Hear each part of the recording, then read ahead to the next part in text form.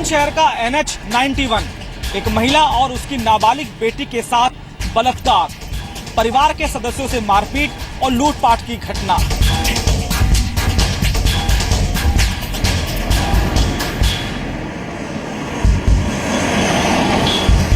Highway की सुरक्षा की पोल खोलते हुए बदमाश नोएडा के परिवार को बंधक बनाकर इसी खेत में पहुंचते हैं।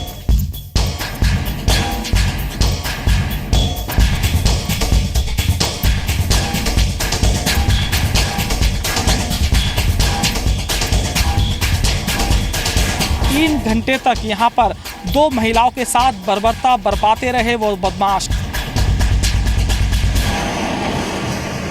इस विवेचना से रिलेटेड जो चीज अहम है वो उठाई जा चुकी है। जो बदमाश इस घटना में शामिल हैं वो पुलिस की पकड़ से अभी तक कोसों दूर है।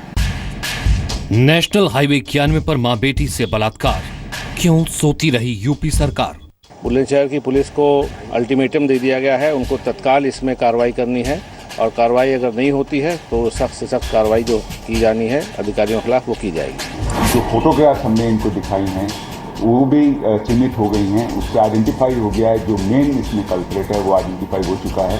अब हमारा प्रयास ये है कि हम जितनी जल्दी इनको गिरफ्तार कर सकें और इनको सख्त धाराओं में जेल भेज सकें।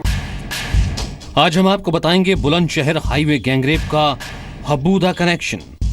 घटनास्थल पर जो भी सबूत मौजूद हैं उनको पुलिस उठाए, लेकिन बुलंदशहर पुलिस कितनी संवेदनशील है सबूतों को जुटाने में, इसका एक जीता जागता उदाहरण हम आपको दिखा रहे हैं। जी मीडिया ये सबूत दिखा रहा है पुलिस की नाकामी का। जो सब आप देख रहे हैं यहाँ पर दरअसल जो खेत है, यहाँ पर सोने की चेन यहाँ पड़ी हुई है। हाईवे पर बंदूक की नोक पर आधी रात को हुए गैंगरेप की पूरी तहकीकात। 3 घंटे तक बदमाशों की बर्बरता और कहर सहने के बाद वो पीड़ित परिवार किसी तरह कई किलोमीटर पैदल चलता हुआ थाने के पास पहुंचता है। पुलिस आधुनिक हो गई है तो इस घटना को होने से पहले पुलिस ने बदमाशों को क्यों नहीं दबोचा? अखिलेश के अल्टीमेटम के बाद पुलिस के हिरासत वाले सच का पर्दाफाश। पुलिस बड़ी ही लापरवाह है, वो कैसे इन्वेस्टिगेशन कर रही है? पुलिस प्रशासन की इतनी बड़ी नाकामी। पुलिस तो यहाँ बिकी हुई है, थाने बिकते हैं, एटा मेन पुलिस से थानों की बोली लगती है। ये सरकार गुंडों की सरकार है। क्या लगता है जो गैंगरेप की घटना हुई है उसी मामले में उठाया आपके? हमें तो बता ही नहीं रहे। वो कह रहे पूछताछ करेंगे, किसकी पूछताछ करेंगे ये पता नहीं है। उत्तर प्रदेश में आपके परिवार की सुरक्षा भगवान भरोसे कब तक? ये विषय आदरणीय गृह मंत्री जी के संज्ञान में भी ला दिया गया है और मैं समझता हूँ इस पर सरकार एक उचित संज्ञान लेगी। उत्तर प्रदेश की सरकार को इसका जवाब देना होगा कि आखिरकार कब तक एक बेटी की अस्मत इस तरह से लुटती रहेगी। नहीं लगता कि जो लोग बेटी बचाओ बेटी पढ़ाओ का नारा देते थे, अब तो बेटी उठाओ और बेटी को अपमानित करो, ये आए दिन की घटना हो गई है। क्या कार्रवाई करेंगे सपा के प्रमुख अखिलेश यादव जी और क्या संज्ञान लेंगे मोदी जी? समाजवादी पार्टी की सरकार और श्री अखिलेश यादव, इनके शासन में उत्तर प्रदेश एक कह लीजिए कि अराजकता के दौर से गुजर रहा है। कानून व्यवस्था नाम की कोई चीज नहीं। इसलिए श्री अखिलेश यादव जी से मैं यही कहना चाहूंगा, उत्तर प्रदेश पे कृपा करें और वो इस्तीफा दे करके और उत्तर प्रदेश की सरकार से अपने को बाहर करें, क्योंकि उनके बस में या उनकी पार्टी के बस में उत्तर प्रदेश को चलाना नहीं। पैसे से भी लूटते हैं और इज्जत भी लूटते हैं। अखिलेश यादव की सरकार को तत्काल रूप से बर्खास्त करके वहां पर एक गवर्नर रूल लगाया जाए। बुलंदशहर हाईवे गैंगरेप पर बड़ा खुलासा। तो उत्तर प्रदेश के बुलंदशहर में नेशनल हाईवे 91 पर मां बेटी से गैंगरेप हुए 44 घंटे बीत चुके हैं, लेकिन अब तक अखिलेश राज में एक भी गिरफ्तारी हुई नहीं है। सीएम अखिलेश यादव ने बुलंदशहर के एसएसपी वैभव कृष्ण को सस्पेंड कर दिया, लेकिन बड़ा सवाल यह है कि गैंगरेप हुआ क्यों और अब तक गुनहगार पकड़ से बाहर क्यों? उत्तर प्रदेश में एक दिन रेप और गैंगरेप की 10 वारदातें होती हैं हर एक दिन, जबकि पूरे देश में हर दिन 93 महिलाओं से रेप या गैंगरेप की वारदात को अंजाम दिया जाता है। महिलाओं के खिलाफ अपराध के मामले में आपको बता दें, देश की हर 10वीं पीड़ित महिला उत्तर प्रदेश में है। बुलंदशहर हाईवे गैंगरेप में पुलिस की संवेदनहीनता और लापरवाही पर देखिए बड़ा खुलासा।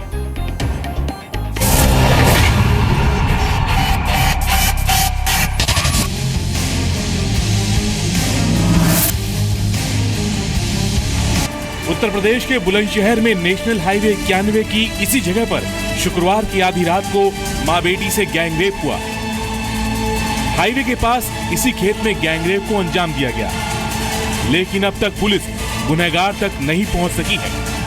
घटनास्थल पर सोने की चेन, लेडीज पर्स और शराब की बोतलें मिली,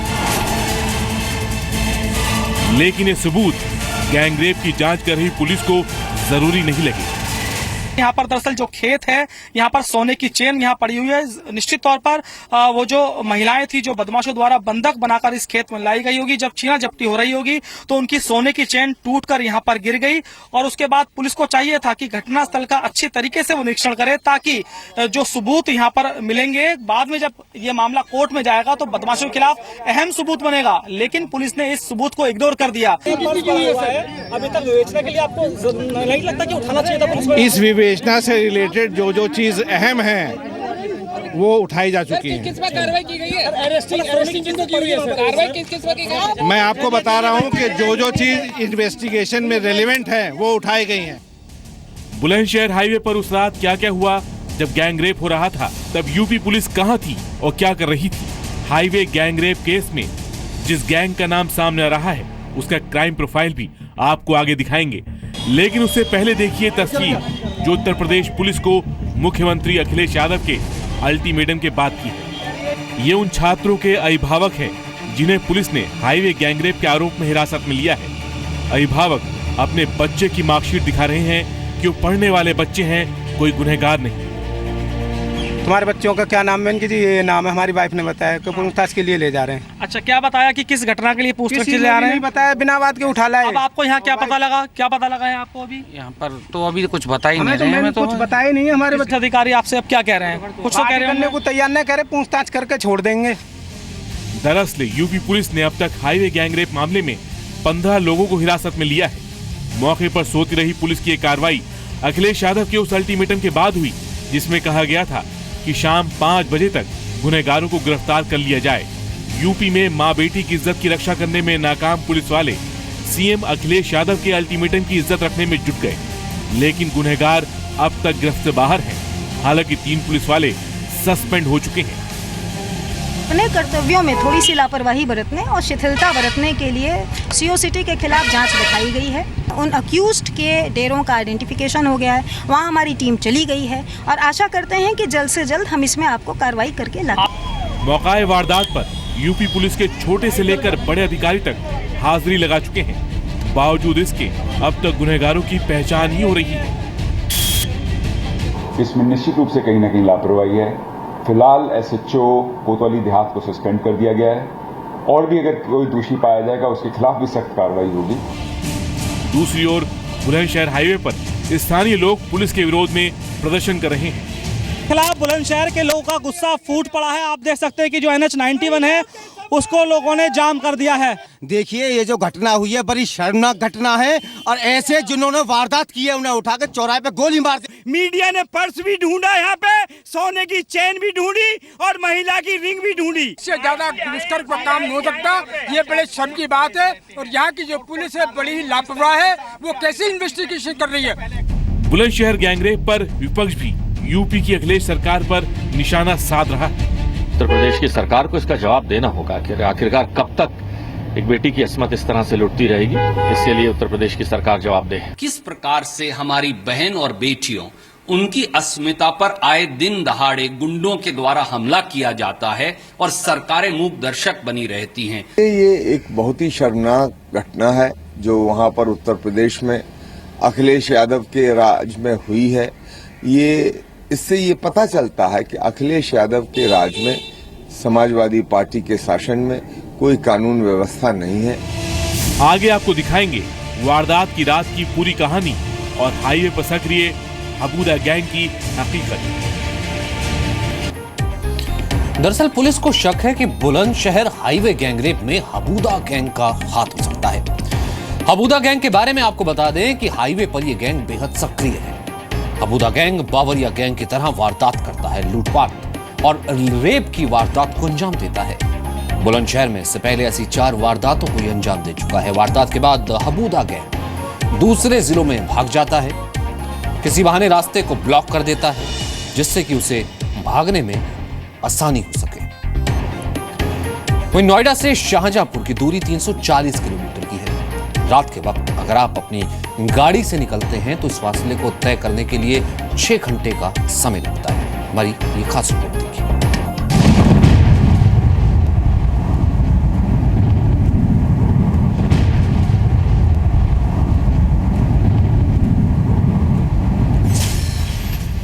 शुक्रवार रात 10 बजे का वक्त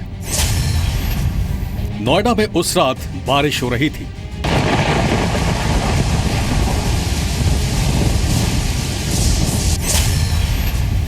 दोनों भाइयों का परिवार एक ही गाड़ी से शाहजहांपुर के लिए निकला।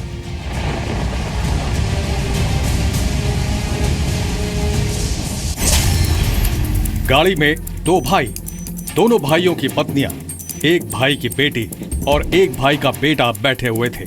छोटा भाई खुद गाड़ी चला रहा था। नोएडा का यह परिवार दादी की 13वीं में शामिल होने जा रहा था। समय बचाने के लिए इन लोगों ने यात्रा के लिए रात का वक्त चुना, लेकिन शुक्रवार की वो रात पूरी फैमिली के लिए जिंदगी भर ना भुला पाने वाला एक डरावना सपना बन गई। ये सब कुछ बुलंदशहर के NH 91 पर होता रहा और बुलंदशहर पुलिस सोती रही। तो नोएडा में एक रहने वाला परिवार है, वो शाहजहांपुर जा रहा था एक 13वीं संस्कार में भाग लेने के लिए। रात के 1 बजे जब उस परिवार की गाड़ी इस NH 91 पर आती है तो उसके बाद उनकी गाड़ी में से एक आवाज़ आती है। ड्राइवर को कन्फ्यूजन होता है कि गाड़ी में या तो पंचर हो गया है या फिर उनकी गाड़ी का कोई पार्ट नीचे गिर गया है। NH 91 पर जहां गाड़ी रुकी वहां से कुछ ही दूरी पर पुलिस स्टेशन है, लेकिन पुलिस थाने के अंदर बैठी रही और लुटेरों ने बेखौफ होकर अपना काम शुरू कर दिया। गाड़ी को चेक करने के लिए जैसे ही गाड़ी का चालक अपनी गाड़ी को रोकता है तो पहले से ही घात लगाए बदमाश उस गाड़ी को पूरी तरह से अपने होल्ड में कर लेते हैं। परिवार को बंधक बनाकर वो गाड़ी को यू टर्न कराते हैं और उसके बाद जो मेरे दाहिने तरफ खेत है, जो कच्चा रास्ता है, यहाँ पर वो ले जाते हैं। जो परिवार के सदस्य थे, जो मेल लोग थे, उनको बंधक बना लिया जाता है, उनके साथ मारपीट होती है और उसके बाद 3 घंटे तक यहाँ पर 2 महिलाओं के साथ बर्बरता बरपाते रहे वो बदमाश। वारदात के दौरान बदमाशों ने शराब पी, दोनों भाइयों की पत्नियों से ज्वेलरी लूटी, दोनों भाइयों के पास से कैश छीन लिया और फिर मां और बेटी के साथ गैंगरेप किया। वापस लौटते समय जब गाड़ी कच्ची सड़क पर फंस गई तो लुटेरे गाड़ी को वहीं छोड़कर फरार हो गए। हाईवे की सुरक्षा की पोल खोलते हुए बदमाश नोएडा के परिवार को बंधक बनाकर इसी खेत में पहुंचते हैं जहां पर मैं खड़ा हूं। मैं अपने कैमरामैन से कहूंगा इस खेत का नज़ारा दिखाए। यहीं पर जो बदमाश थे उन्होंने उस परिवार को बंधक बनाया और महिलाओं के साथ बलात्कार किया। 3 घंटे तक यहां पर बदमाशों ने हैवानियत का खेल खेला, लेकिन जो हाईवे पुलिस थी और इलाके का जो थाना था वहां की पुलिस को बिल्कुल भी पता नहीं चला। मौकाए वारदात पर जब जी न्यूज संवाददाता अनुराग चड्ढा पहुंचे तो आसपास के कई लोग इकट्ठा हो गए। हमने उनसे पूछा कि आखिर यहाँ की पुलिस क्या करती है। कब रहती है पुलिस यहाँ पर? दिन में रहती है, सुबह से और शाम तक। दिन में क्या काम करती है पुलिस यहाँ? भाई ये वाहन ने लोग है, मोटरसाइकिल वाले ने और ट्रक वाले ने उन पे थे वसूली, अवैध वसूली कर रहे हैं। गन पॉइंट पर एक परिवार बंधक बना रहा और 3 घंटे तक करीब 8 बदमाश वारदात को अंजाम देते रहे। ये नियम है पुलिस विभाग में कि जो भी हाईवे हैं उनकी सुरक्षा के लिए पेट्रोलिंग यहाँ पर रहेगी, पुलिस पिकेट यहाँ पर रहेगी। रात के वक्त सबसे ज़्यादा सिक्योरिटी की ज़रूरत होती है क्योंकि जो बदमाश हैं वो रात में सक्रिय होते हैं। लेकिन हम बुलंदशहर के लोगों की बात माने तो पुलिस यहाँ पर दिन में सक्रिय रहती है, सिर्फ और सिर्फ वसूली करती है और रात के वक्त पुलिस यहाँ से गायब हो जाती है। बुलंदशहर से कैमरामैन राजेश चौहान और अपने सहयोगी अमित शर्मा के साथ अनुराग चड्ढा, जी मीडिया।